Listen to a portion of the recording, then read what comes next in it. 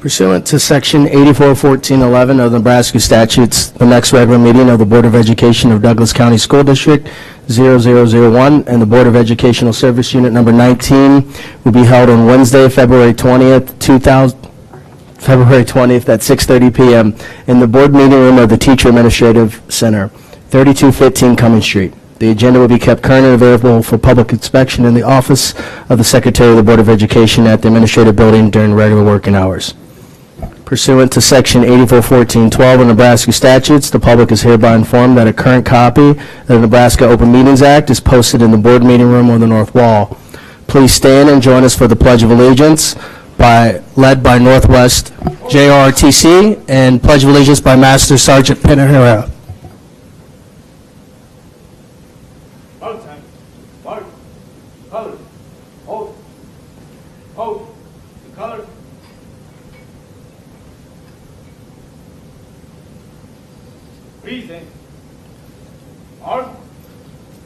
Please join me as we recite the Pledge of Allegiance.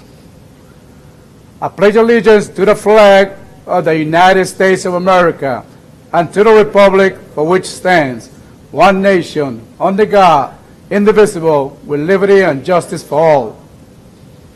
Order. Arm. Center. Face. Forward. March.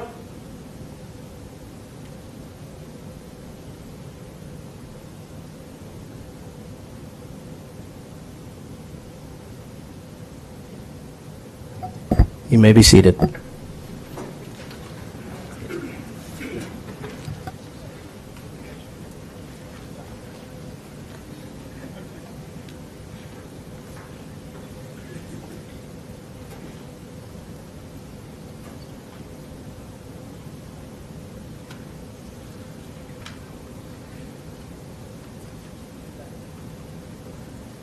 Vice President Dr. Holman will lead us in the OPS Vision and Mission Statement. The vision: every student, every day, prepare for success. The mission: Omaha Public Schools prepares all students to excel in college, career, and life. Thank you, Dr. Holman. Mr. Ray, roll call, please. Cassidy, Here. Godding, Present. Hallman, Here. Cracky, Here. Perlman, Here. Ryan, Smith, Here. Snipe, Snow. Here. 7 present. Ms. Ryan and Ms. Snipe had prior work engagements. Ms. Snipe will be running late, and Ms. Ryan will be missing tonight's meeting. I will entertain a motion to excuse. So moved. Second. Roll call, please. There's a motion by Dr. Holman, second by Ms. Cracky. Thank you. Hallman, Aye. Cracky, Aye. Perlman, Smith, Aye. Snow, Aye. Cassidy, Aye. Godding. Aye. 7 aye. Motion carries. Moving on to School Spotlight, Mrs. Monique Farmer. Good evening, Board President Snow, members of the board, and Superintendent Dr. Logan. We are pleased tonight to present 5 OPS seniors and UNMC High School Alliance students as tonight OPS Proud Spotlight. This year, the following students were selected to be a part of the Urban Health Opportunities Program, UHOP, through the University of Nebraska at Omaha, UNO. Matthew Kogwa from Omaha Burke, Alyssa Lawrence from Omaha Central, and Juana Valdovinos from Omaha South. Students who are accepted into UHOP are fully funded for their undergraduate studies. Students who successfully complete the requirements of UHOP and who meet the requirements for medical school admission receive a guaranteed place in the UNMC College of Medicine. In addition to the fully funded students, UHOP also selected 2 alternates, Ashari Allen from Omaha Central and Audrey Bavari from Omaha Burke. The alternates do not receive full tuition. However, they receive the same undergraduate opportunities and study alongside the fully funded students. We congratulate these students on this wonderful opportunity that allows them to pursue careers in healthcare. We also thank our community partners, UNO and UNMC, who helped make this possible. At this time, we welcome Heidi Kashke, Director of the UNMC School Alliance Program, to the podium for brief remarks.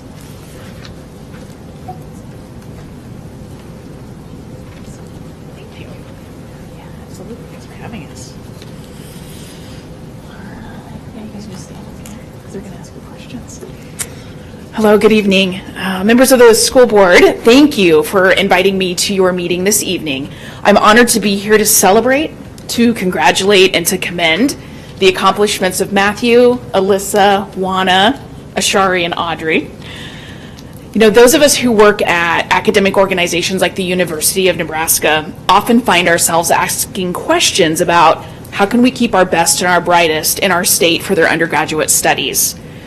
Then we ask ourselves, how do we convince these talented students and now young adults to stay in our state and our communities for their careers? The Urban Health Opportunities Program at UNO and UNMC may be the answer to those questions. The program is relatively new and the results are still undetermined, but I am confident that with students like Matthew, Alyssa, Juana, Ashari, and Audrey, that we are on the right path. Thank you again for having us attend the meeting tonight. Thank you. Any questions? Yeah, it's these guys. Well, if we can, for the students, if you guys could tell us your name and what school you attend, and whoever wants to go first. And then if you could give us the reason why you hop. So my name is Matthew Kogwa. I go to Burke, and the reason that I applied to UHOP is because I've always loved the Omaha community. I have been involved both in South Omaha with like cultural enrichment and doing like traditional dances from my Colombian culture, and then over here out west where I live. So I thought, why not stay in the area and help the people that I've always grown up with. Thank you. Hi, I'm Audrey Bavari, and I also go to Burke High School, and I chose UHOP because I want to also help diversify in the medical field. So I'm Native American, and so some of the spirituality I'd like to implement in the healthcare field. And I've also been a part of UNMC for quite some time now, so I would just like to continue to be involved at UNMC. So, thank you. Hi, I'm Juana Mora Valdovinos. I come from Omaha South High School. The reason I picked UHOP was because over the years I've developed a passion for helping people, especially through the medical field, and UHOP provides me that opportunity, especially here with people that have shaped me and made me who I am. I'm Alyssa Lawrence, and I'm a senior at Omaha Central, and I chose UHOP because I want to help people see themselves in medicine, and I want to be that doctor whose patients can relate to them and they can see themselves in. And so being a part of that in the Omaha area where it might be lacking a little bit was a dream come true for me. Hi, I'm Ashari Allen, and I also go to Central, and I applied to UHOP because, like everyone else has said, just to further diversify the medical field. And as Alyssa said, to have representation when you're being treated. I know that when I was younger, I always kind of looked up to doctors that I was around, especially women. So being able to go into that field and be a Black woman and helping other Black patients would be amazing. Well, thank you guys so much. Anybody on the board have any comments or questions for these amazing students? Mrs. Cracky? I especially want to say that you talked well on your feet. You got right up there and the words just spelled out. I mean, you were probably not exactly prepared for this, but you did a wonderful job. Thank you for talking to us. Mrs. Cassidy? Thank you. So, medical. What type of medical fields are all of you going into? I mean, is it, I'm assuming it varies from maybe nursing to pediatrics, whatever the case may be. Can you tell us all what everyone goes into? At the moment, UHOP is designed for the College of Medicine only, so it'll be medical physicians. We, as UNMC and UNO, are working on other disciplines like nursing and pharmacy. So that's yet to come. You know, it's funding and facilities and human resources to make that happen. So we're working on that. College of Medicine was ready to go. This program's only been around about 3 years. So they were ready, they had the funding, and so all of these folks will be physicians someday. The specialties will come within the discipline of being a physician. Nursing and pharmacy and others are yet to come. Yeah. But you can talk about what you want to be. Yeah. Mr. Smith? I'm personally interested in neuroscience. What exactly, I don't know whether I want to be like a neurologist or a neurosurgeon. Still got 8 years to figure it out, so we'll get there when we get there. I'm also very big in neurology. I kind of developed that from going to Camp Neuro at UNMC that they provided the first year. So I kind of fell in love. And then I've also had the opportunity to shadow neurologists and neuro researchers. And actually, I'm going to be working in a lab, the Mind and Brain Sciences lab down at UNMC. So yeah, very big in neurology. And I love hands-on, so I would love to be a surgeon. So hopefully neurosurgeon, pediatrics maybe, because I've been volunteering down there so as well. Thank you. I'm also interested in surgery. However, I'm more interested towards the trauma and osteology side of it. I got to speak with a trauma surgeon recently and found it very interesting. I would like to be a pediatrician, but through shadowing like Audrey has done, I shadowed in emergency medicine, and I love the aspect of problem solving and getting to work with many different people in one day. So if I could work in pediatric emergency medicine, that would be great as well.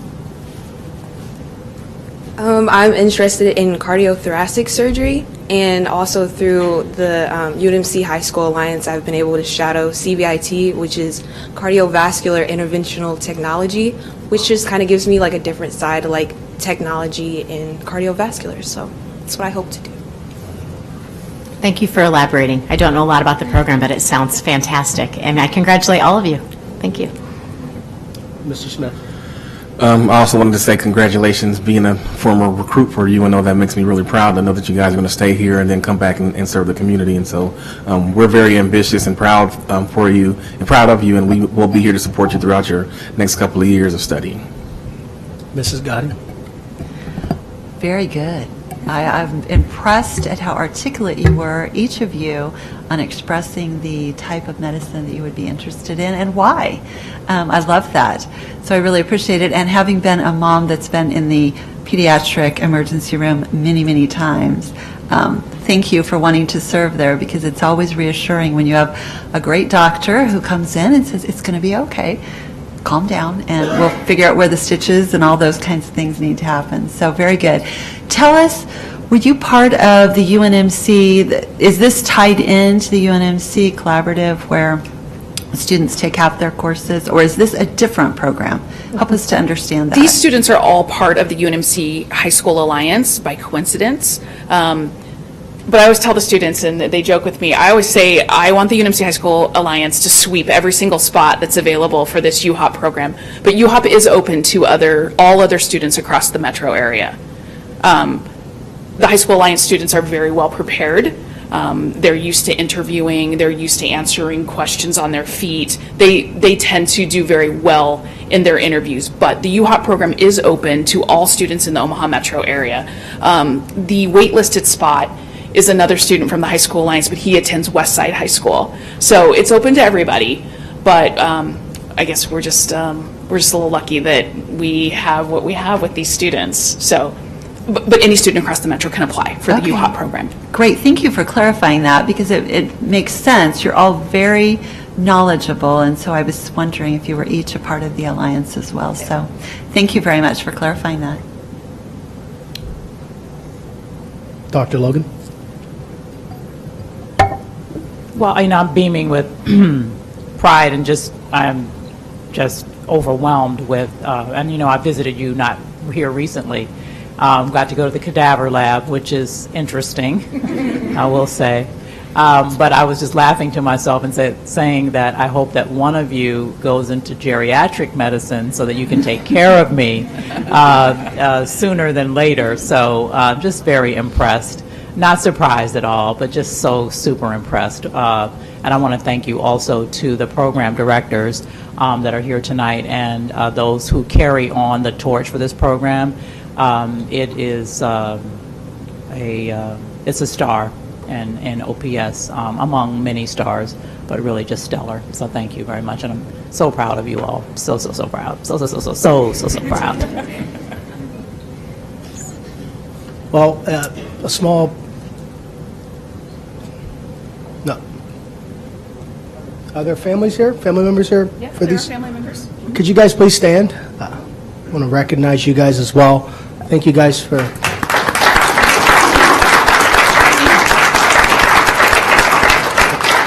And we would like to shake all your guys' hand and congratulate you and give you a small token of our appreciation, the OPS Proud Pin, because you make us so proud.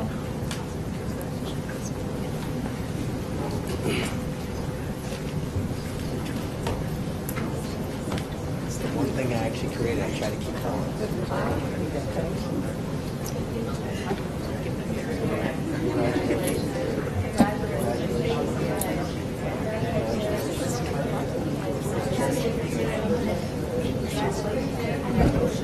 We'll take a photo in the middle as well.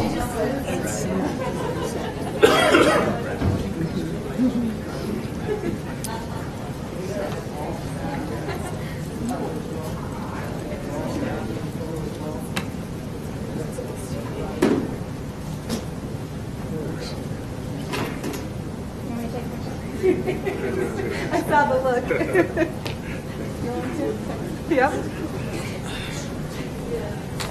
I got these. Okay, I'm gonna have you guys stand behind the series. Yeah, because it's two.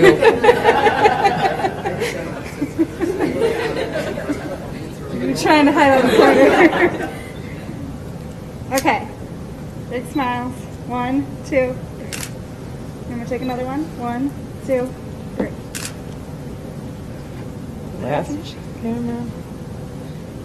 We're good. We should be good. Perfect. Thank you guys. I don't remember who I think this this is. one was Dr. Walters. Dr. Walters? No, this Okay. one's Dr. That's This very one's good. Reuben. You're welcome.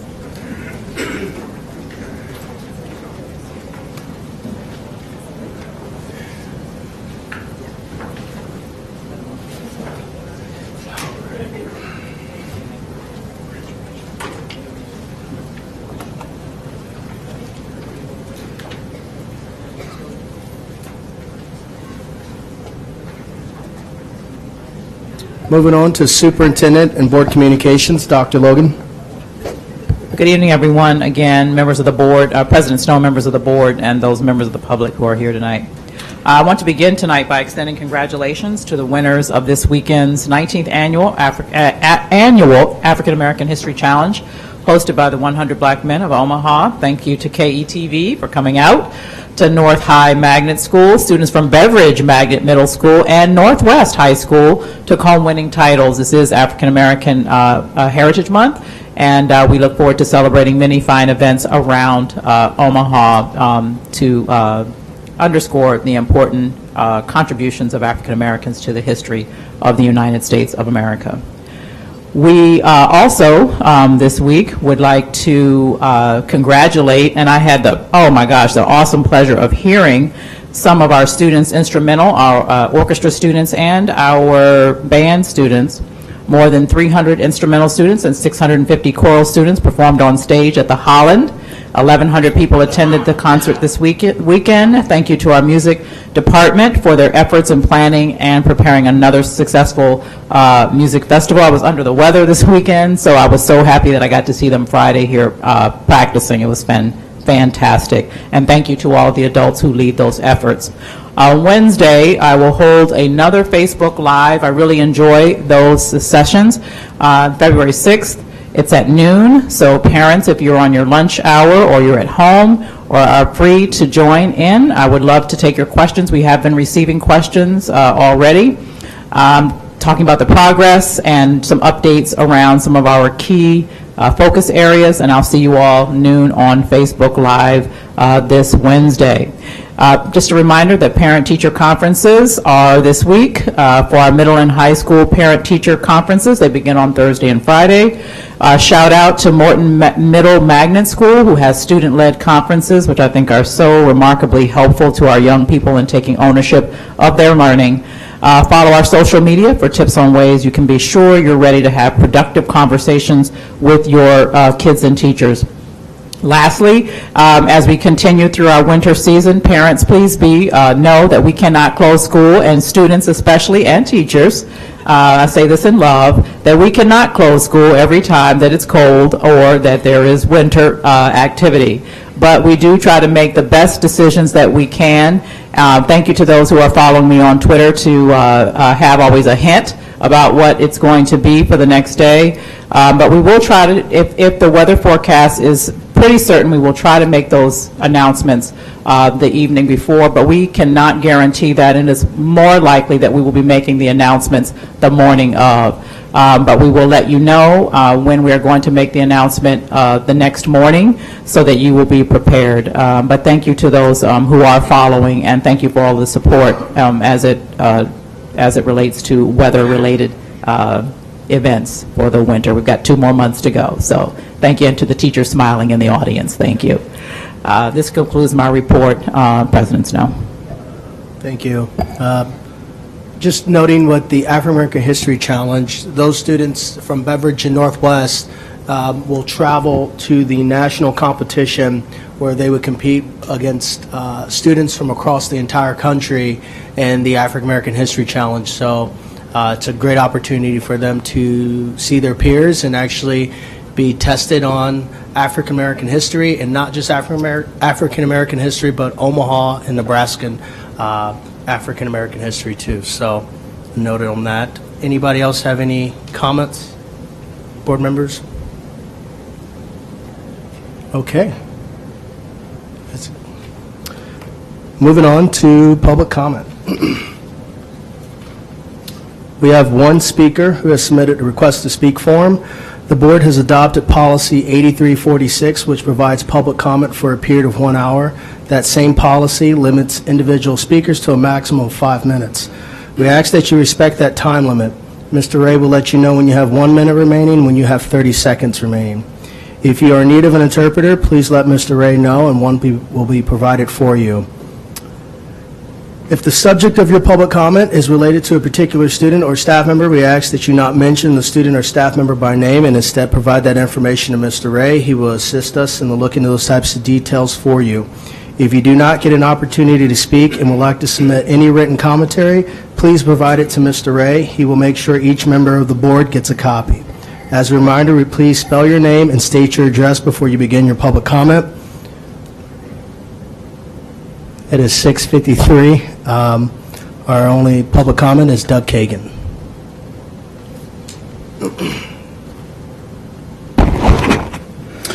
Good evening. Doug Kagan, D-O-U-G-K-A-G-A-N, 416 South 130th Street, representing Nebraska Taxpayers for Freedom. Regarding the OPS unfunded pension plan, the superintendent has assembled a stakeholders committee to evaluate the situation and recommend solutions to this pension crisis. The dictionary definition of stakeholder is a person with an interest in or concerned with something. Dictionary examples of stakeholders include employees, shareholders, suppliers, unions, and particularly the community, in this instance, tax-paying property owners. All stakeholders are affected by this district's pension actions. Unfortunately, we taxpayers are cynical about the Stakeholders Committee because most, if not all, are either educators or have links to the education establishment, convincing us that its proposed solutions will not consider district property owners. No financial professionals with expertise with pensions or taxpayer advocates included. Therefore, we predict this committee, as constituted, will only seek a property tax levy override to exceed the state property tax lid. We remind the board that our taxpayer group helped defeat a previous OPS override effort in 2002. We propose that the superintendent reconstitute the Stakeholders Committee to include relevant financial professionals and taxpayer advocates to establish a more balanced group, a more representative cross-section of the OPS stakeholders community. Then the committee and public could hear and discuss an additional array of proposed solutions to the OPS pension crisis. Thank you. Thank you. Moving on to the consent agenda, I will entertain a motion to approve the consent agenda that's before us. There's a motion on the floor by Mr. Perlman, second. Second by Mrs. Cassidy. Roll call.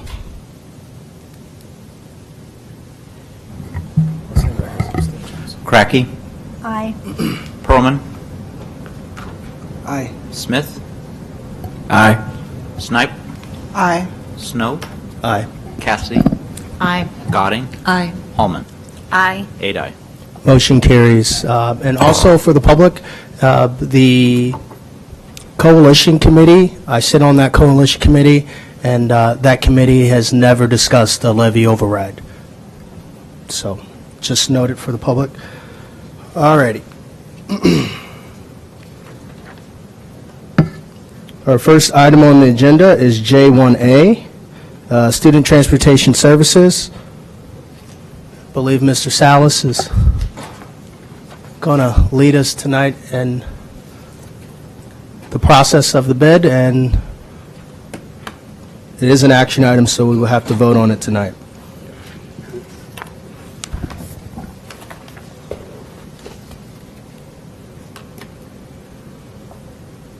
Good evening, President Snow, board members, and Superintendent Dr. Logan. Tonight, the Division of Student Transportation has prepared a brief presentation for the purpose of board approval of bid 19-010, Student Transportation Services. The bid is intended to support all home-to-school and special education transportation services as needed for students throughout the district. This contract is for 4 years with an extension option of 2 additional one-year terms if the district so elects. The contract would start in August of 2019 and run through August of 2023. If the district exercises both option years, the contract would expire in 2025. What I'd like to do is just begin by giving you a timeline of the events that took place leading up to this. After attending the National Transportation Conference and consulting with multiple colleagues in the industry, 4 major vendors were identified. So as of that, a result on October 31st, 2018, bid 19-010 was sent to Student Transportation of America, First Student, Durham Bus Services, and Apple Transportation, Inc. This bid was also publicly advertised in the Daily Record and on the district purchasing website. November 12th, 2018 was the last day the vendors could submit their questions. On November 20th, that was the last day that the district had to respond to all initial questions. On December 12th, there was a mandatory pre-bid meeting held. Vendors participants were STA, or Student Transportation of America, First Student, and via telephone was Durham Transportation. During this meeting, The district provided the vendors additional information that would assist them in preparing for the bid. For example, district geographical information, student population, number of students, number of routes, and an update on the student assignment plan. On January 8th, 2019 was the bid opening. Student Transportation of America and First Student were the two vendors that submitted a bid. Some of the highlighted changes in this contract include bus tracking application. Parents will have the opportunity to sign up for this application that will provide alert notifications when the bus is approaching the student's assigned stop. The proposed company for this application is Synovia, featuring the Here Comes the Bus application. We also had exterior bus camera. Currently, each contracted bus has 3 interior cameras covering the front to the back, back to front, and then the stairwell of the bus. The additional camera will cover the front exterior view of the bus, and this additional view will allow us in the Student Transportation Department the ability to assist in investigating accidents and capturing vehicles that are running the stop arm, as well as any footage of students crossing the street. We also had the liquidated damages. In the event the vendor is not performing up to the requirements or the contractual obligations, the district will assess liquidated damages as a result. Just a few examples of the newly created liquidated damages included in this contract are the driver cited for speeding while students are on board, $500. Driver driving the bus while impaired by any substance, regardless whether they're cited for a citation or not, $500.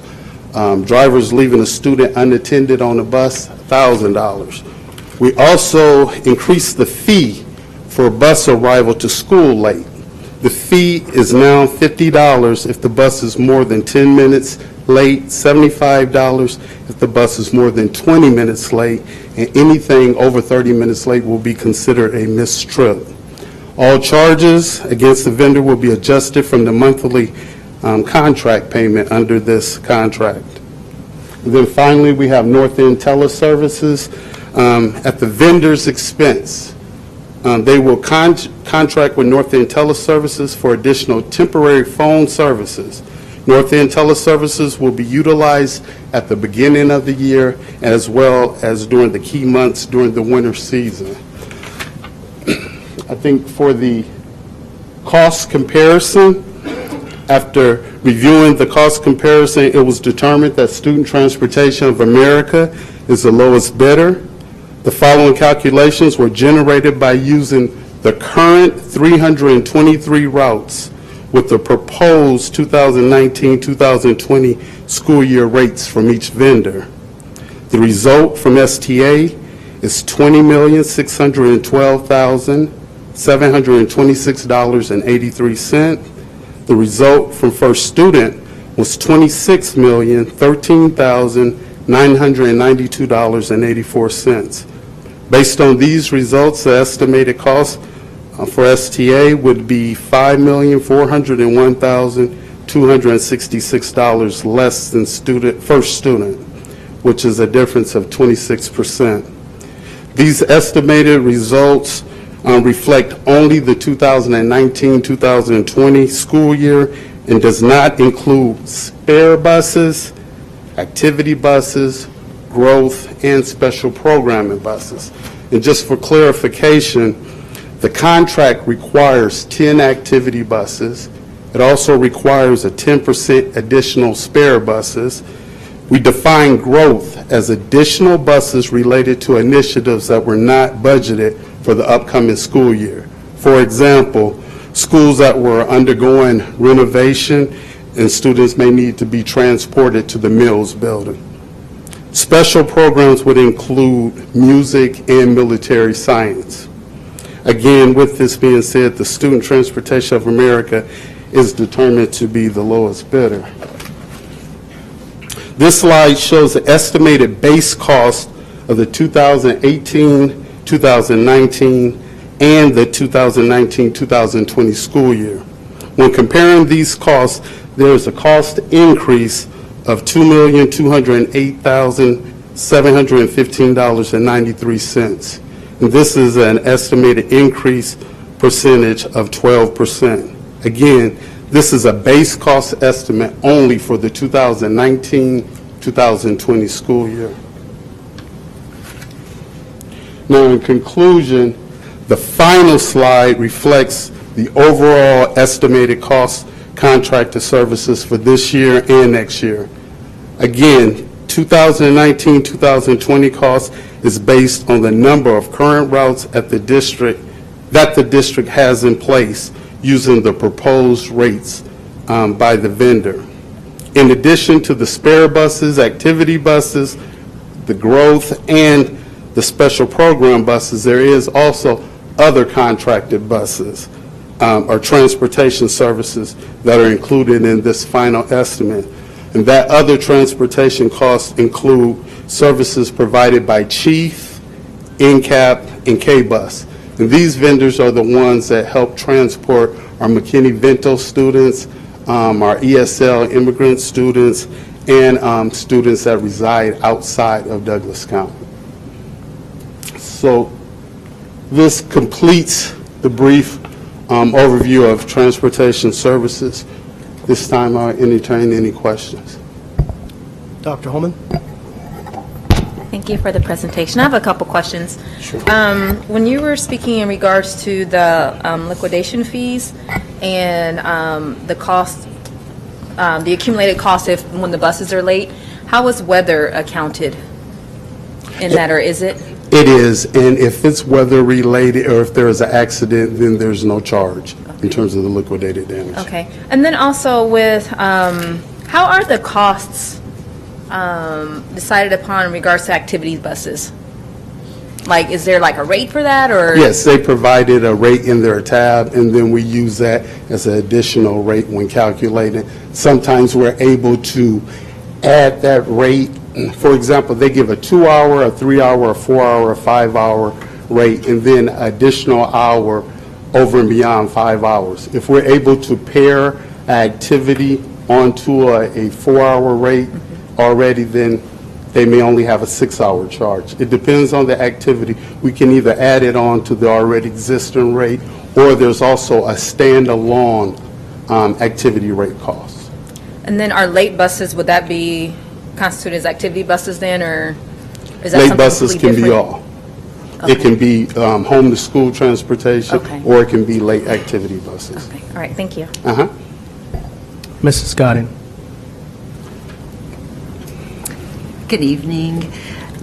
First of all, I want to thank Dr. Logan for getting us information on why there's not an interlocal agreement with Millard. I appreciate that. It was good to know, because that was one of my questions.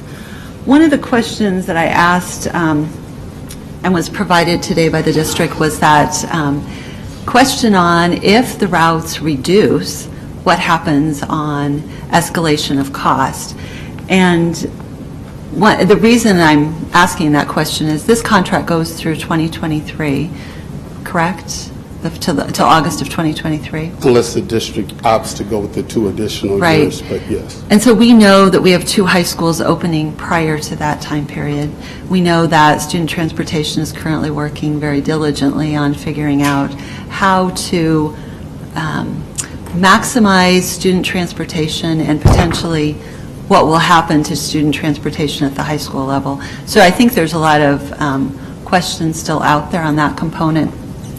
I would like to see this contract be through 2022, knowing that 23, that next year could have a significant change. And I know that when we, and I experienced that when we did the student transportation plan or the student assignment plan, what we found was we reduced all those routes, but then the charges went up on those routes because we had reduced the number of routes, and we didn't get the savings that we thought we were going to get. And so that's why I asked that question, because I think that was probably significant on a miss on the savings that we thought we were going to get. So that's important to me. Thank you for clarifying North End. That was another question that I had today. Is there any cost to OPS on the north end side? No, that Or is will all that separate. be picked up, whereas in this last couple years, OPS has picked up part of that cost? The north end is at the vendor's expense. Okay, perfect. I had two other items that have come up recently, and one is the NTSB deciding last spring that they've changed their opinion on seat belts on buses, and they're now recommending, according to ABC News, that the 42 states that don't require lap and shoulder belts on large school buses add such a requirement. There is a bill currently in the legislature. So that bill doesn't require it, and Senator Hilkman has put that bill forward. I think this is his third year. Each year, school board members have had concerns about the bill. This year, I think he's got that bill very tidied up. One of the items in there is if the cost is prohibitive, then the school district doesn't have to do that. And I understand that in this contract, if it became legislation, it would be at the vendor's cost. But I guess what I would have liked to have known, and what I'd like to know, is if seat belts were added, is that cost prohibitive? Because I think that's the question we're going to get from parents. The legislation doesn't require it, so contract would say if legislation requires it, but the question is really, is it cost prohibitive? And so what I would like to know is, in bidding this, what would that, for me, what would that cost have been to have added that? If it was significant, then it's easy to say it's cost prohibitive for us to be able to do that. My third item is something that I've been asking for probably, I don't know, Mr. Ray probably knows, 4 years maybe. And I've asked for it quite a few times at the table. And I'm not necessarily saying that it's transportation. It could be allocation of resources at buildings. But special ed transportation, when we ran this study a number of years ago, we were coming in at well over $10,000 per student on transportation. Other districts, Des Moines, which is district transportation, was coming in at $6,300. And most of the other districts, included contracted, were coming in around $1,200, $1,300. Lincoln Public Schools provide special education facilities or rooms or opportunities at each of their buildings, so they don't have that cost. The cost of special education transportation really doesn't have an impact on that child's academic outcomes. And so what I would like to, I would really have liked to seen, and I think it would have been important to have special education transportation at least be a component of this bid to see what that cost would have been. Is it more than what the district cost is, or could we have saved money? So that's pretty important to me. I've been asking about it for a number of years. You know, you've sat in meetings with me where I've been concerned about that extreme cost and using that money when it doesn't have as much academic impact to the child versus just the transportation component of it. So those are just a couple things that I would have liked to have seen the 2022 year, just because I think that's really important from an understanding of where we're going to be. We don't know where we're going to be by 2022, especially the fiscal constraints that will be upon this district and what decisions will be made from a high school transportation. Today, 50% of our children choose a high school other than their home attendance area high school. That may dramatically shift, or we may have to dramatically shift that as we move forward. We don't know. And then I would have liked to have seen a bid on the special education component, and I would like to know the cost on the seat belts, just because I think that will be, safety is very important to me. I know it's important to our parents too. I think parents would like to know, is that a cost prohibitive thing or not? And I know the management of that is a whole nother story, right? I mean, that's a complicated thing, and I've been with board members from other districts talking about that. So I do like the bus tracking. I think that's awesome. We've been talking about that for a number of years, and so I appreciate that, and I'm very glad that we put that in. The NTSB is also recommending that school buses be equipped with collision avoidance systems and automatic emergency braking systems. Does this contract ask for those things? No, Or it will there doesn't. buses? No, it does not. Okay. Thank you very much.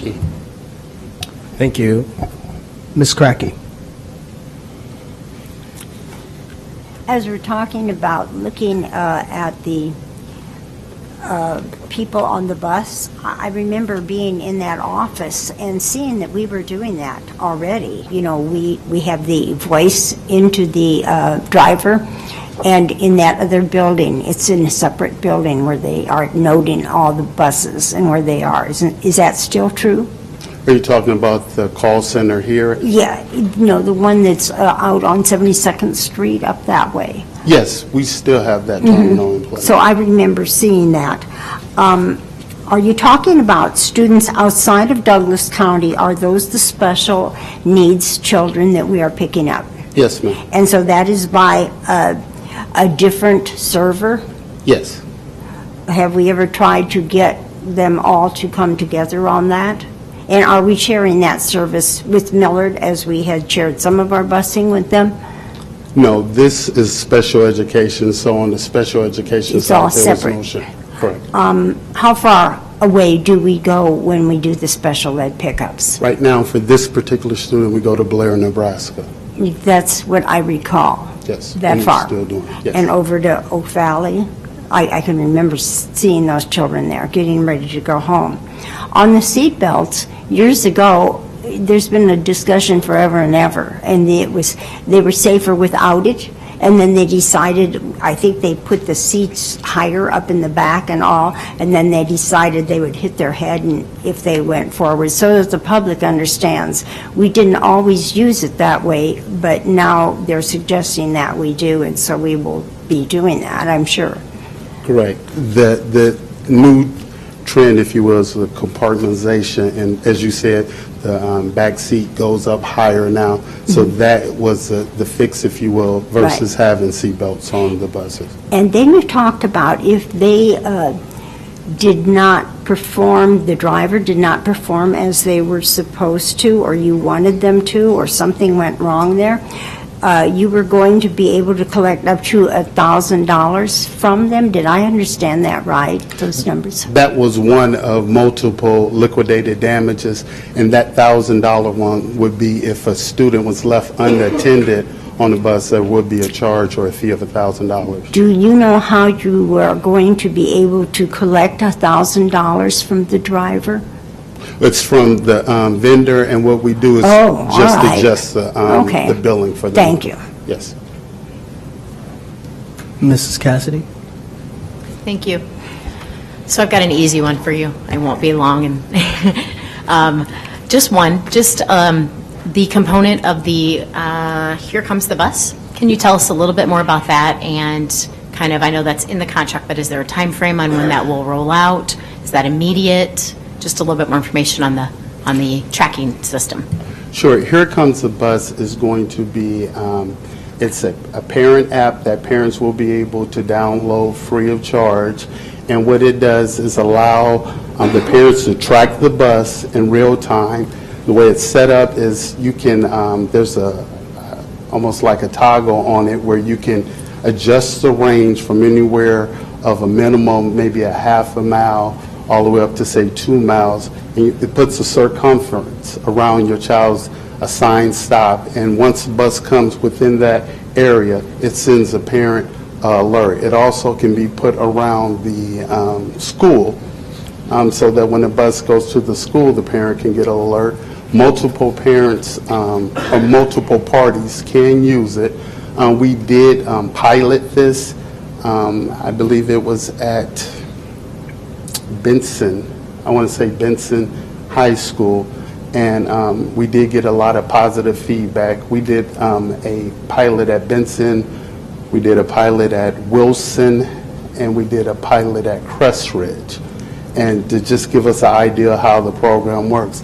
In terms of the timeline with a district as big as ours, it's in our best interest, from what I've got from feedback from the company as well as other colleagues, to do it in phases. So what we would have to do is just determine as a district which, how we want to phase, roll it out in phases, but it would be overwhelming to try to do it all at one time. And there's a lot of education that has to go out to the parents and to administration as well. And that's the other piece. It will also send the school and administration alert notices as well. Great, thank you, and thanks for the presentation. Appreciate it. Mr. Perlman? Thank you. Good evening. Thanks for the presentation. Just have a few quick questions. With the app, what were some of the biggest challenges, and what do you think some of the biggest challenges will be for the district? Drivers, schools, parents? Like, what were some of the bumps? In terms of? Anything. Because I'll take, for example, one of the challenges I heard of, as we've been talking about this the last couple of years, is when a substitute bus driver gets on the bus and isn't familiar with something as easy as turning the system on, or just anything. I'm just wondering what sort of challenges were overcome. Well, at the time when we initially started, that was one of the biggest challenges. The vendor, if you had a different driver as a sub cover a route for someone, it did not allow the parent to get that, or it wouldn't have allowed the parent to get that notification. But since then, I know STA has put a process in place where it's almost like a widget. And when a driver gets on a route and say their bus number, they're driving Route 52, and for some reason they have to cover Route 72, they have the ability now for the driver to switch over and put in 72. Now, the challenge with that is just making sure the drivers remember to switch it over to that. But now they do have the capability to do that, whereas they did not in the past.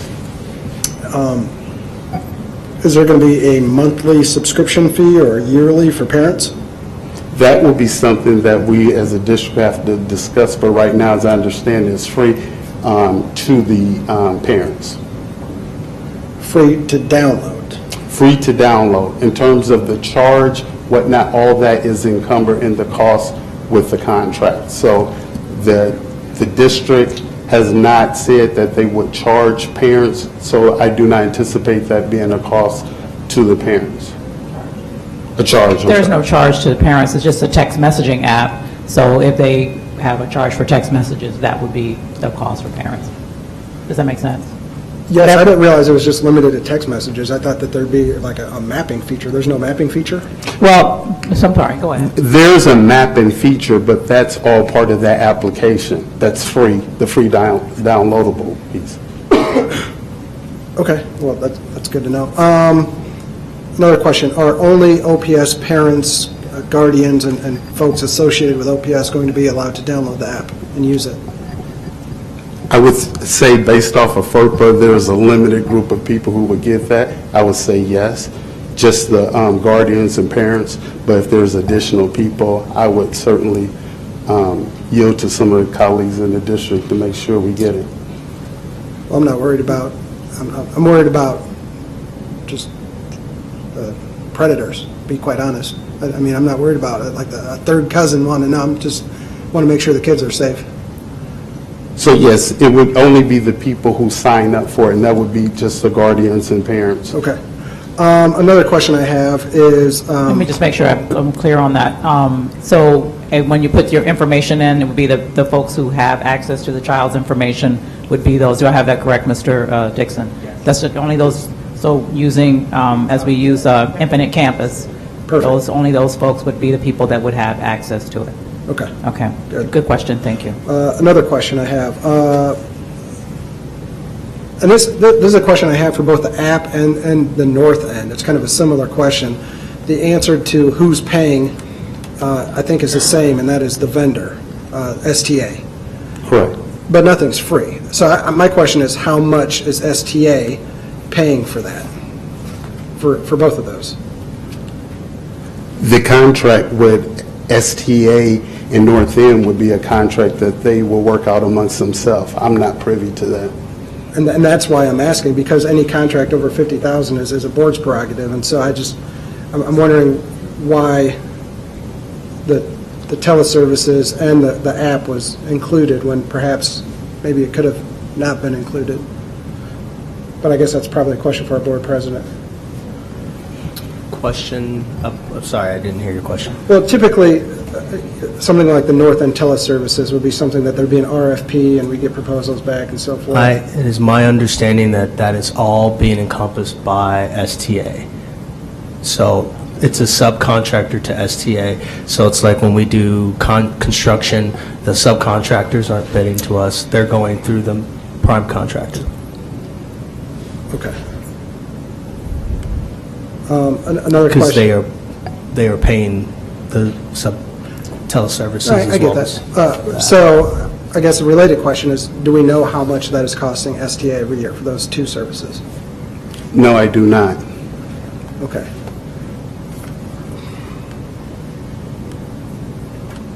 Is there a way that we can find out?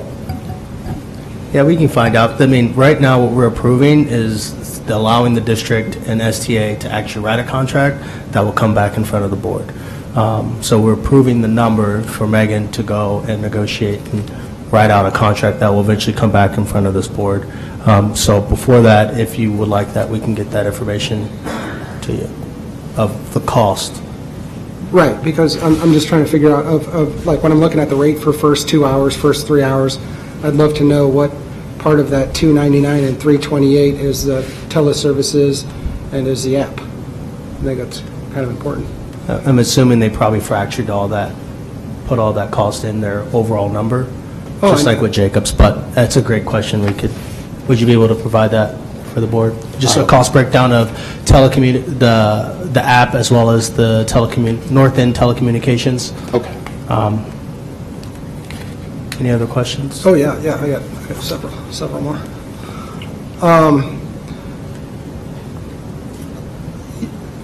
We heard about some of the damages for like speeding and so forth.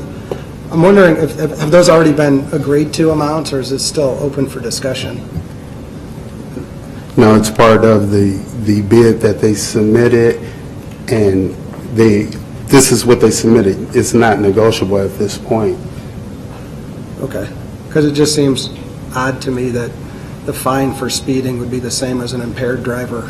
I would hope that we would use liquidated damages to discourage drunk driving a little more than a speeding ticket. So maybe for the next contract, that's something we could look at. Was there any damages for a bus driver who gets in a crash and it's determined to be their fault? No, we did not put a liquidated damage in for that. Okay. My last question is about the seatbelts. One question I've had that I don't think I've heard asked or answered is, how are insurance companies treating this? I mean, they're always very interested. Would they give us a discount which would pay for the seatbelts or not, or how does that impact, if any? I would have to look into that. I can get that information and come back to you. I do not have that information. Mrs. Gotti. I'm just thinking that when there's an issue with an accident or anything seatbelt related, I would think the insurance is really with STA and not with we're not being sued. STA is because they're the provider.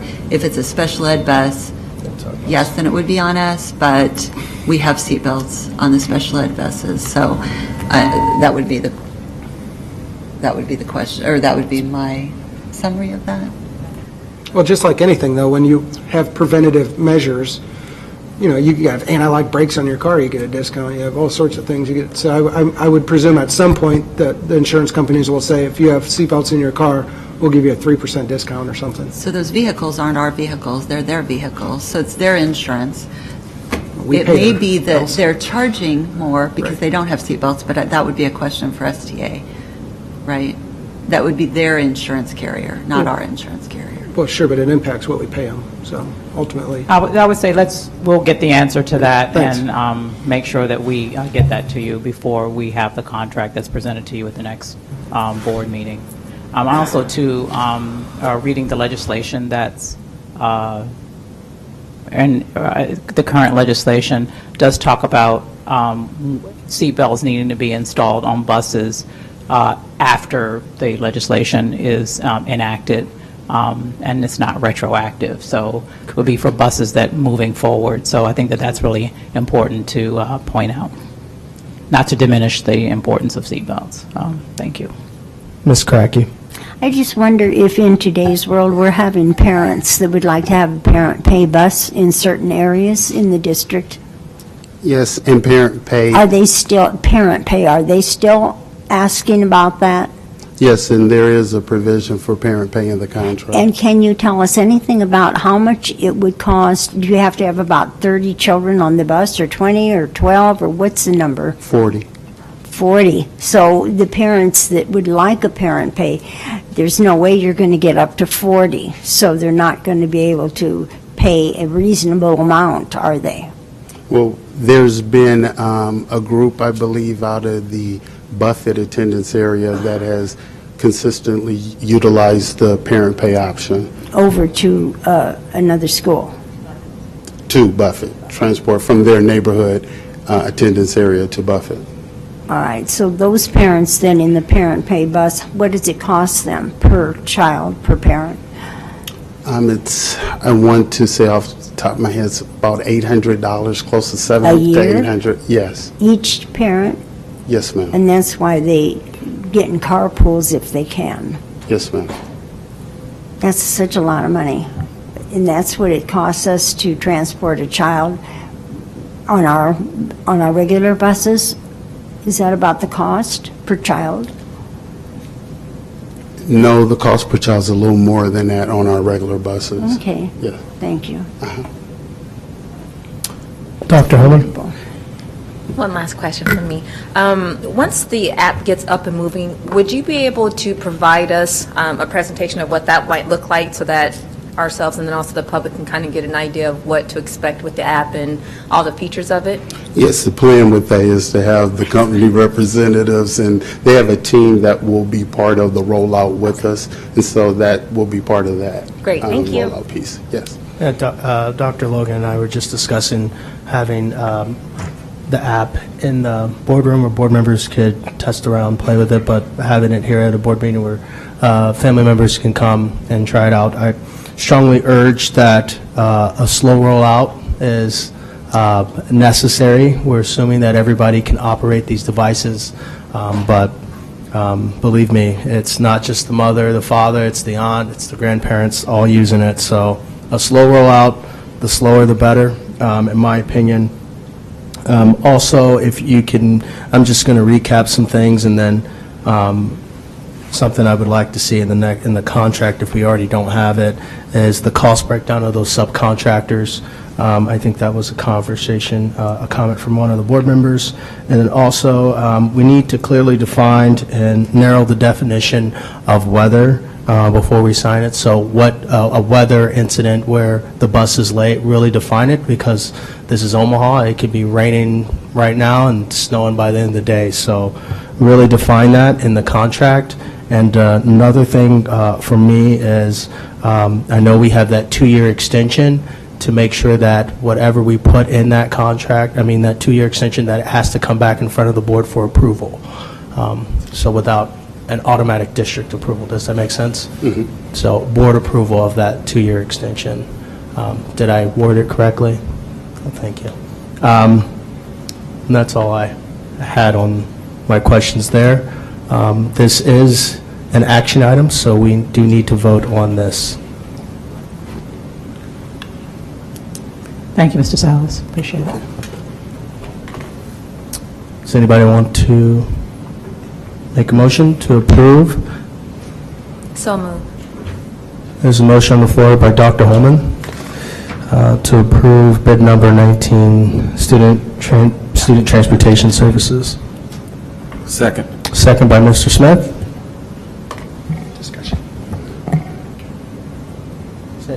Discussion. Ms. Scotting. So I have a question. I know this is a bid, and the contract will come back in front of us. Is it possible to change that date to 2022, or does it need to stay at 2023 based on the bid that went out? Yes, that's because the request for proposal was for 2023. So just to be clear, and I want everybody to understand, I'm going to vote no. I'm voting no on three things. One, it's through 2023, not 2022.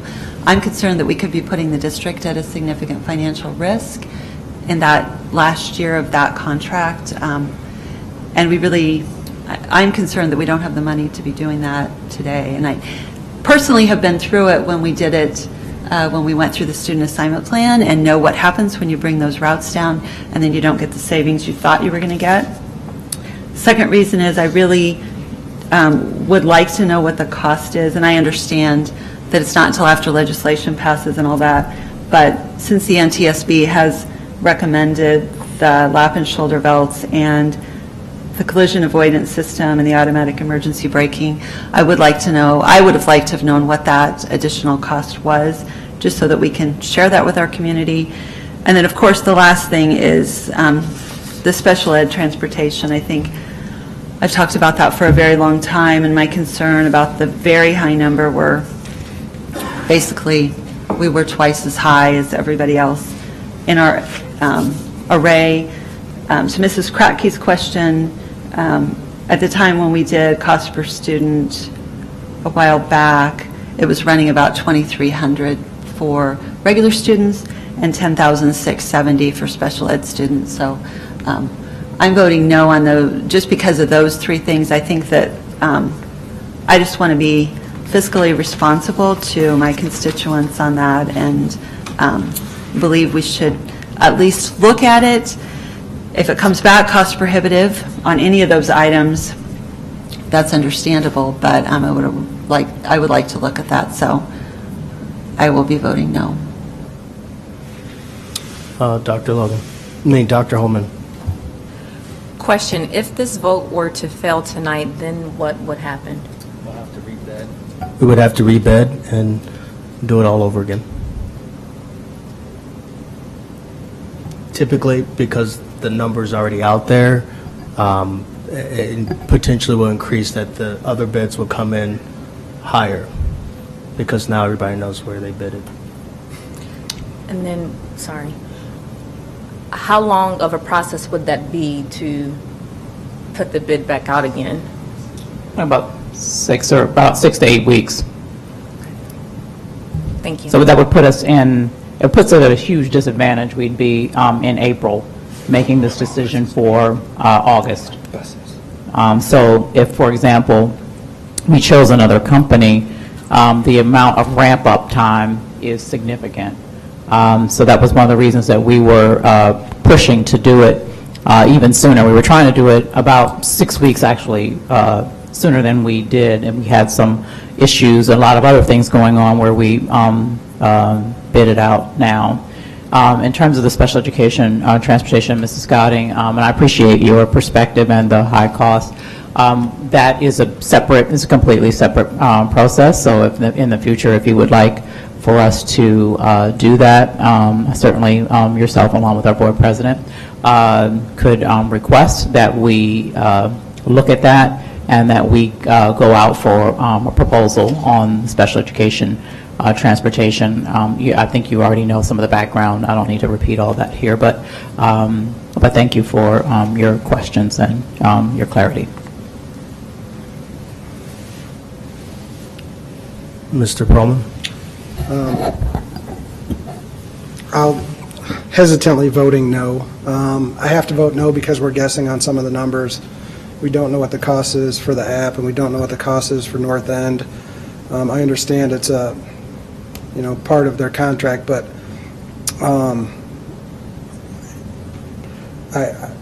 STA's had customer service people in the past. Our district has folks who answered those questions in the past. I have no information on how that part of the contract was developed, where that came from, why it came, the cost, and I can't move forward on a contract where we're guessing on how much money we're spending.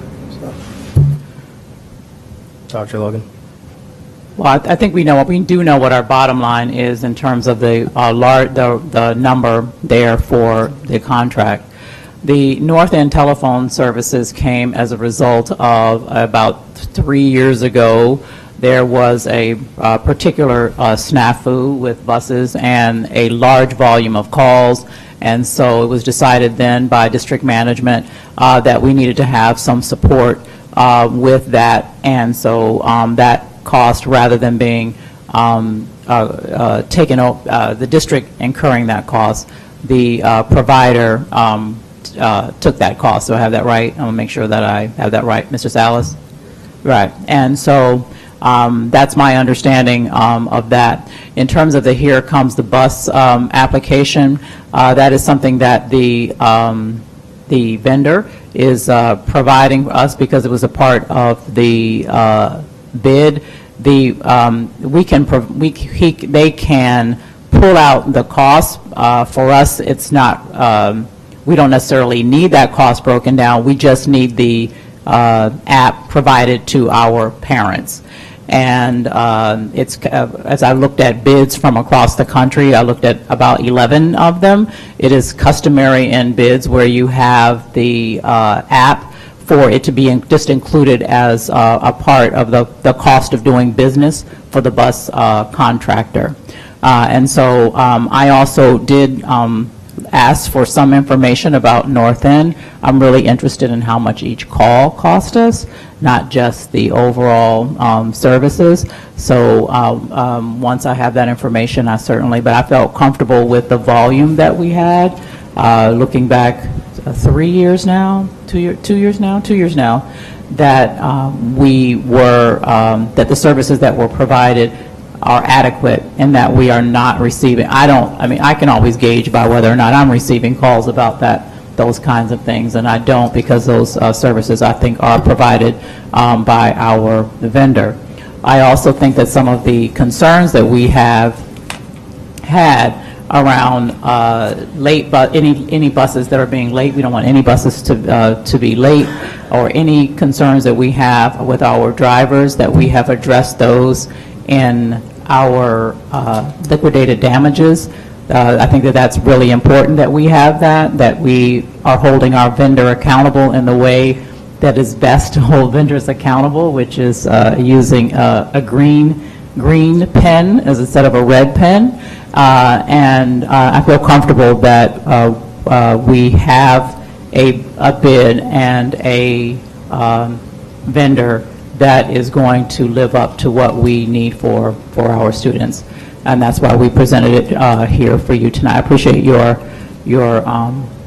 perspective and that of Mrs. Scotting. I understand it, but I just want to tell you that I do believe that we did our due diligence, which is one of the reasons that is just now getting to you, as opposed to getting to you 6 or 8 weeks ago. So thank you. I just wanted to make sure that I shared that. And if I can respond, I completely understand. I remember the busing situation 3 years ago, which led us to add this service 2 years ago. And I think it was really needed 2 years ago. But we got, as far as I'm concerned, as my knowledge, we got no update. I have no idea, that's why you're asking the question, did they get 20 calls last year? Did they get 3,000 calls last year? Because if they got 20 calls and STA is adding $40,000 to this contract, we're flushing $40,000 down the drain. And without knowing any of that information, I mean, that's what I'm talking about here. I mean, it could be $5,000 to the contract. It could be $100,000. As we sit here, I have no idea. And so that's just what I want to answer. Mrs. Godding. We did have an update from the president of North End Teleservices, and she did provide us with data on phone calls. We were also seeing those expenses come through the claims report every month or whatever during that, and even much later after the first start of the year. And so if people were watching that, they would have seen North End coming through. I think they did have a very high call volume, if I remember, when they first started, and they were adding people into the center, but I don't remember what the calls were. But I think it was management of both OPS and STA, special ed, and I mean, they were kind of handling everything. Thank you. Any other comments? Members of the board? Okay. There were 2 bids. This is the bid that was selected. I do want to let everyone know, Tracy Cassidy, our board member, did sit on the interview process as well. All right. Roll call, please. Perlman. Smith. Aye. Snipe. Aye. Snow. Aye. Cassidy. Aye. Gadding. No. Holman. Aye. Cracky. Aye. 6 aye. Motion carries. Moving on to J1B, legislative update.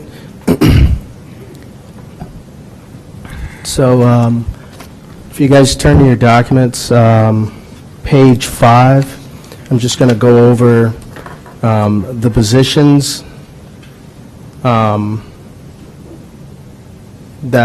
the legislative committee took positions on. And then if you guys have any comments or questions or anything like that, John Lindsay's here to answer any of them for you. The committee is recommending opposing LB 343, support in LB 346, support in LB 350, support in LB 351, support in LB 358, monitor with research, LB 386, monitor with research, LB 390, monitor with research, LB 399, monitor with research, LB 416, monitor with research, LB 423. Oppose LB 430, oppose LB 432. So tonight we are looking for a vote on these recommendations. It is attached, so we'll be voting on item J1B. And if members of the committee, if you guys have anything to say or comments, or questions, you go ahead. Ms. Cracky? I'm going to be certain about the ones that I am voting on, and with the speed with which you read them, I am not really certain of what I'm Which ones are voting you? on. Well, I have a you just document went for you. Okay, so this you is what I take her- have, and it's pretty hard to turn the pages as you're saying those numbers to me. I was just given like a You've got the same brief thing in front of you. on those as people read them. Yeah, but I Also, understand why that, but he went. she's looking over that. Members of the policy committee voted out of their committee, policy 4040 and 8150. You guys have them at your leisure to read. They will come back as a information item at the next board meeting. The first reading will be in March, and on the consent agenda for the second reading on the 18th. And these are, if I'm correct, updates, and we are merging the committee policy, we're merging the board governance committee with the policy committee, so it would just be one committee still doing policy and working on board governance. And social media, added Instagram to approved social media sites. Mr. Pullman. I have a question. I think we've all kind of talked about this over Are we talking about the policies. policies? Yeah. Go ahead. We've all kind of talked about this over the last couple of years. And unless I'm missing it, does OPS have a policy that speaks to social media use by employees as it relates to the students in the district? Mrs. Nealis-Brash, I'm sorry for putting you on the spot. Point of order, can I ask the not on the question? agenda. It's not on the agenda. So I was Not just really. giving you guys- I think this is really inappropriate. It's not on the Just the agenda. document here. Okay, I thought these were, but if they're not, we can discuss it. at a It's later not time. on the agenda. My apologies.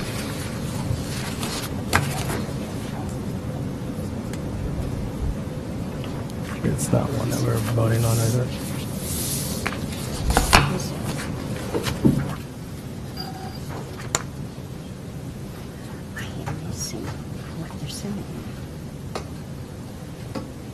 Yeah, there's no action on that one. Any comments or questions on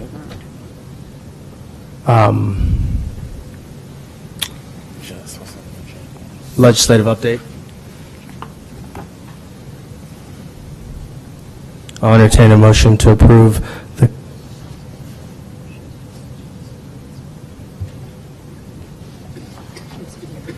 So moved. Second.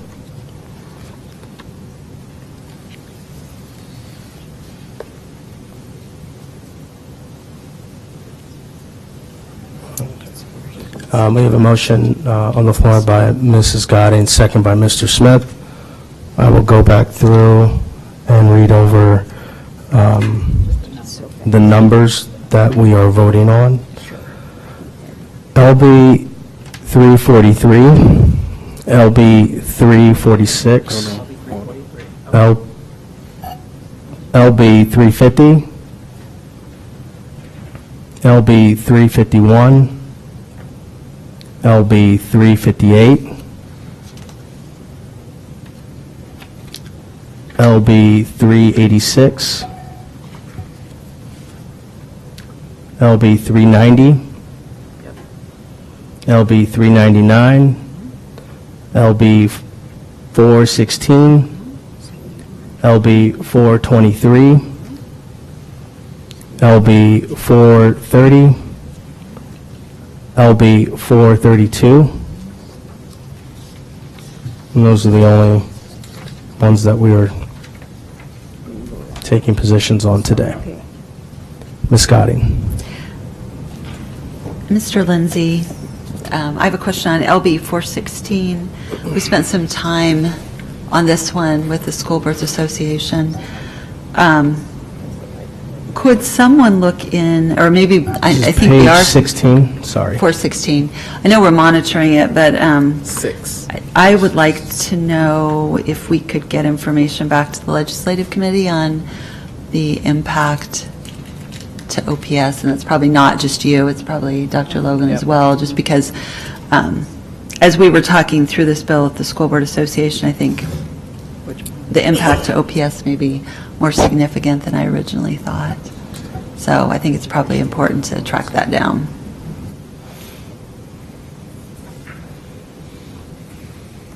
I think that if I recall from the committee discussion, the question of the impact on OPS, we weren't certain on, and that's why the monitor with research position.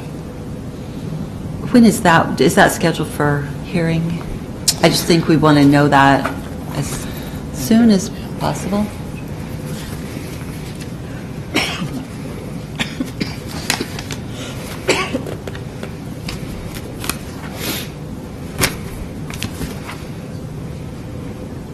I do not show it as scheduled for hearing right now.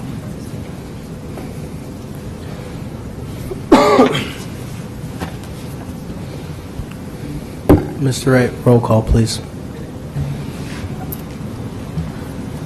Smith. Aye. Snipe. Aye. Snow. Aye. Cassidy. Aye. Godding. Aye. Holman. Aye. Cracky. Aye. Perlman. Aye. 8 aye. Motion carries. Thank you. Moving on to item J2A, NSCAS.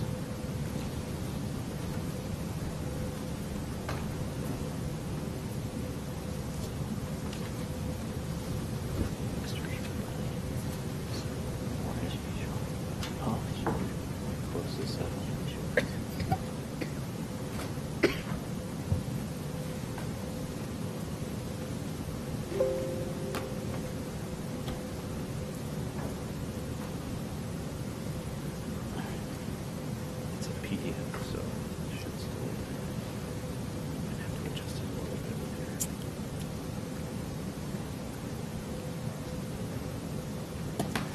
there. Good evening. See if I can get this to work. All right, good evening.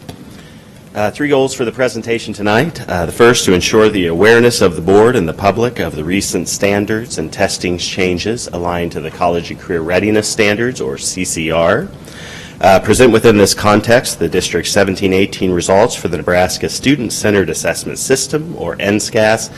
Some of you may know it by its former name, the Nebraska State Assessment, or NESA. And lastly, to provide links to additional data and testing information. You may know that the new college and career readiness standards are rigorous, but you may not know that the ELA and math standards were also accelerated to meet federal deadlines that the state was trying to work with.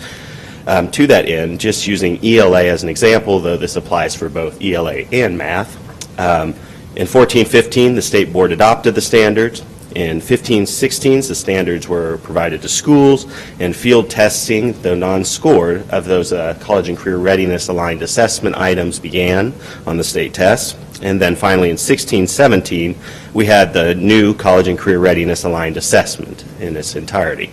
And as a counterpoint, an example of a more typical timeline, we have science, which in 17-18, the state board adopted the standards. 18-19, we had an implementation year. 19-20, field testing of these new assessment item types will occur. And then in 2021, the college and career aligned assessment will begin. And so you see there's that implementation year in there. And so that accelerated timeline is also something of note. In response to our experience with ELA and math, and ELA especially, our curriculum department instructed that the district start teaching towards those college and career readiness standards on science last year to get ahead of them and enable us to do a little bit better on that test when it comes out.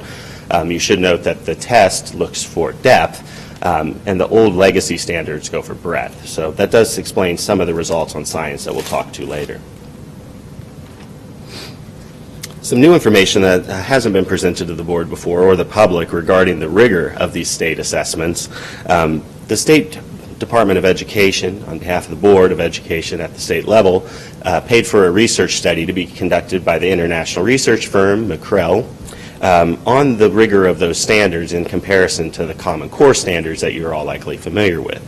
The findings for ELA at the elementary level, the Nebraska College and Career Readiness standards are more rigorous than the Common Core standards. At the secondary level for ELA, they're equally rigorous. Looking at math, the elementary level, Common Core is slightly more rigorous depending on the grade level, and again at secondary, we find them to be equally rigorous. Given these findings and the similarity to the Common Core standards, a couple cautions from the Trial Urban Districts Evaluation conducted by the National Assessment and Educational Progress Group, or NAEP, was conducted. And these findings include stagnant or negative growth in proficiency rates often being observed when aligned to these rigorous standards, and that these results are particularly disadvantageous for struggling or less affluent students.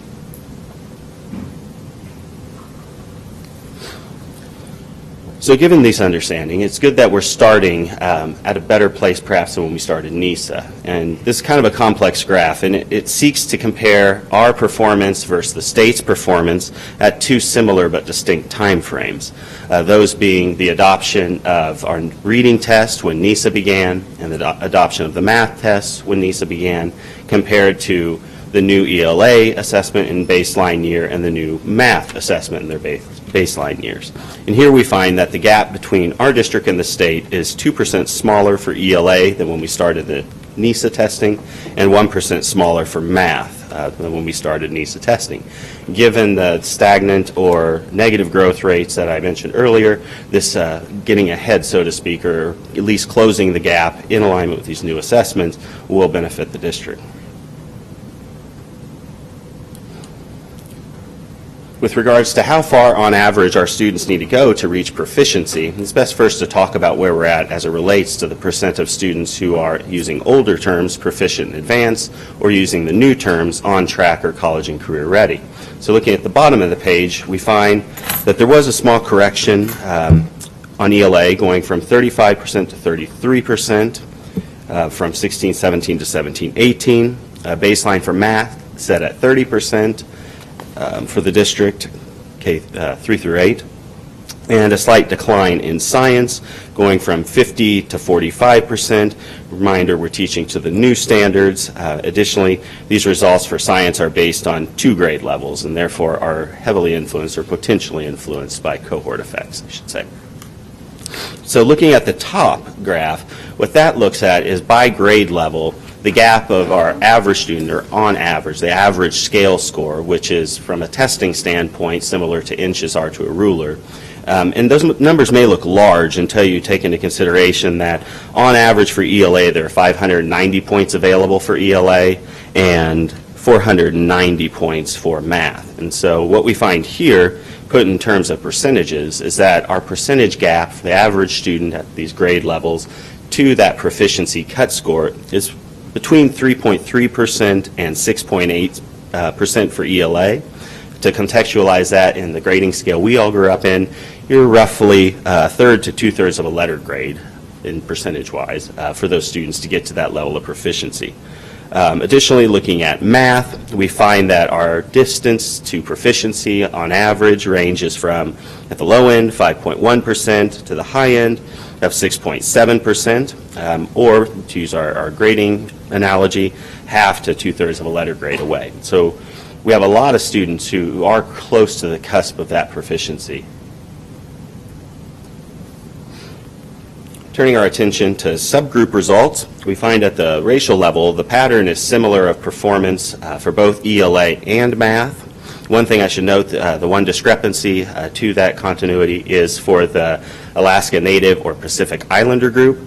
I do want to note that that group, and their performance is very good, but it is only 69 students in the entire district, so it is a very small number of students. Looking at other subgroups, we find that females are outperforming males. Step it up, guys.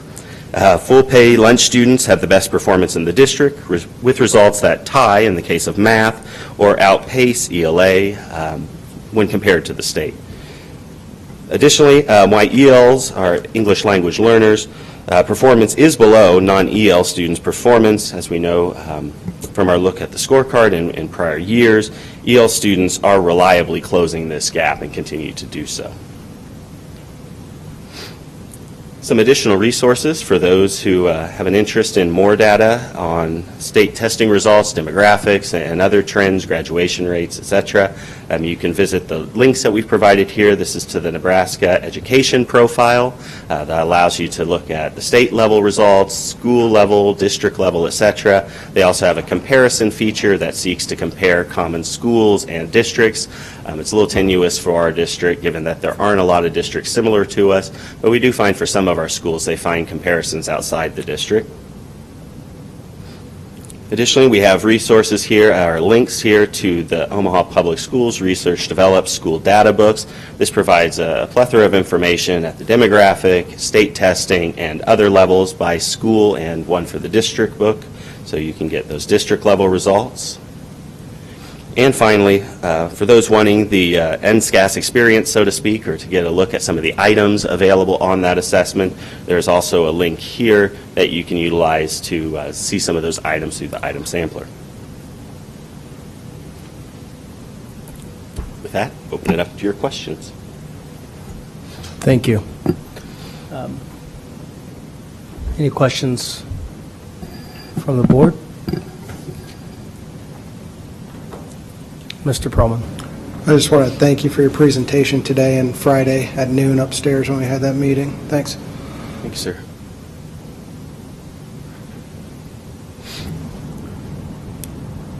Mrs. Gotti. I want to thank you as well, and the other staff that was present upstairs. Thanks for all the information you gave us.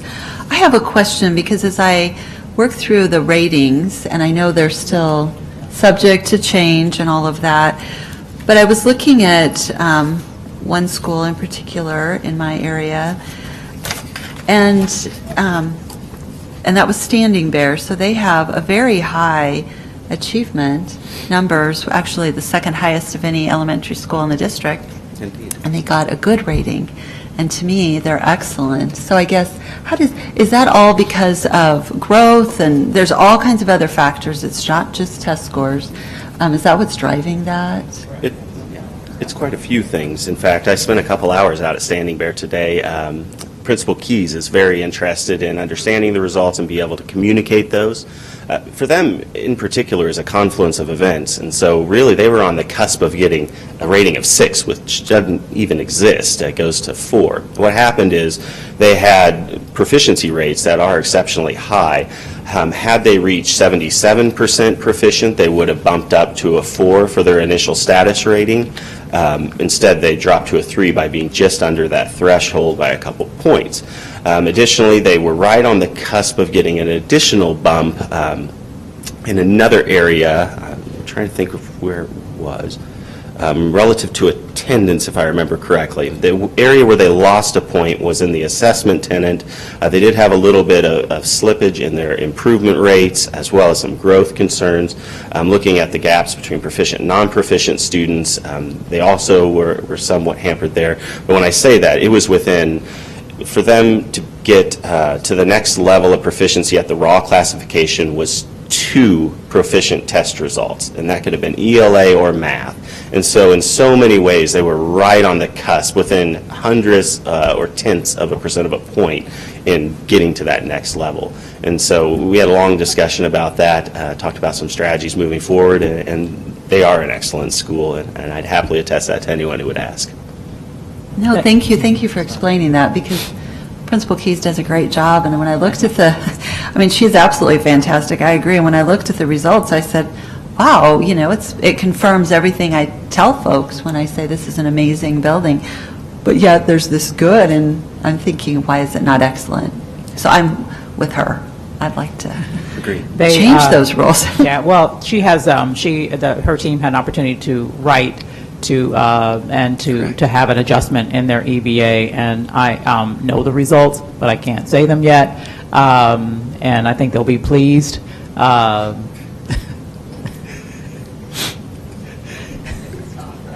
guess I did say it, but I'll probably get a demerit from the commissioner, but they did have an opportunity to improve their through the EVA classification system. So, great.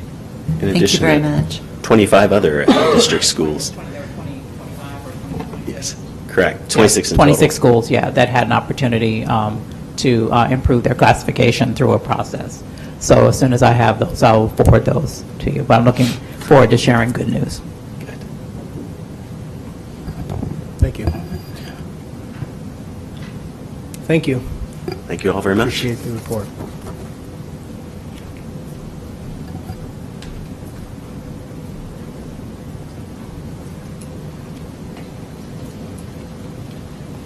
There is a receipt of reports, board travel expenses for the second quarter.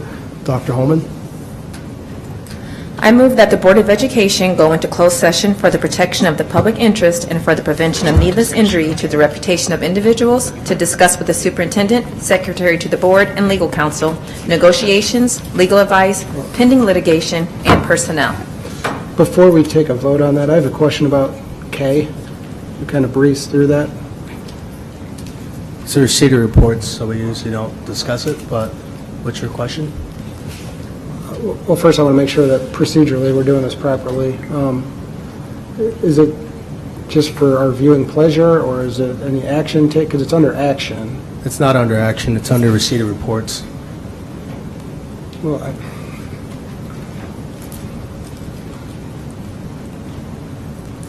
And in the past, we haven't voted, it just is on there as a receipt of reports. We usually have the Head Start as a receipt of reports as well. okay. I can ask my questions afterwards, that's fine. Okay. Thanks. There's a motion on the floor to go into closed session. Is there a second? Second. Second by Mrs. Cassidy. Roll call, please. Snow. Aye. Cassidy. Aye. Gadding. Aye. Hallman. Aye. Cracky. Aye. Perlman. Aye. Smith. Aye. Snipe. Aye. 8 aye. Motion carries. Let me remind the board that the purpose for closed session is for the protection of the public interest and for the prevention of needless injury to the reputation of individuals, to discuss with the superintendent, secretary to the board, and legal counsel. Negotiations, legal advice, pending litigation, and personnel. Let the record reflect that the board went into closed session at 8:08.